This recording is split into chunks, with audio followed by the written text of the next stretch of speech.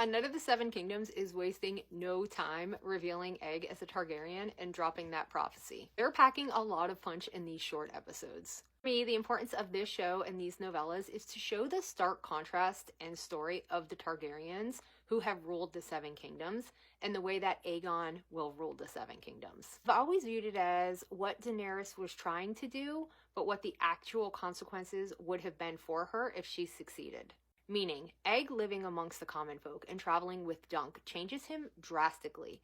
The further he is away from his cruel family members, the more he realizes how different he wants to be from them. Obviously, he has a good soul as well. Anyone who's been in the A Song of Ice and Fire universe for a while knows that the series is very dictated by prophecy. This prophecy in particular, again, is something that drives Egg crazy, like the other Targaryens that we have seen be driven crazy by their prophecy or dreams. This prophecy does come true. Aegon becomes king upon a High Council vote after his brother Aemond refuses and becomes maester at the Night's Watch. As for the line, "All who know you shall rejoice in your dying," I think that confused a lot of people given the fact that Egg is so kind-hearted, and it seems that why would people celebrate his death?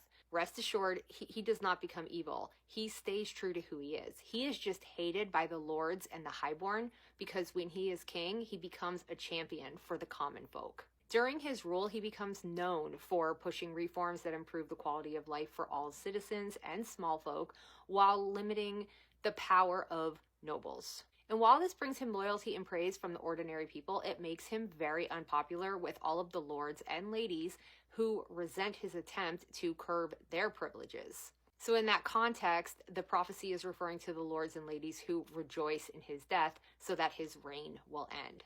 Aegon's death in itself is a tragedy and is kind of fueled by his desire to fulfill a prophecy. Aegon had 7 fossilized dragon eggs and wildfire, and he was obsessed with trying to bring dragons back. But of course, it went horribly wrong, causing a massive fire at Summerhall, and it caused several deaths, including Aegon, his son Prince Duncan, and Duncan the Tall, who was the Lord Commander of the Kingsguard for Aegon.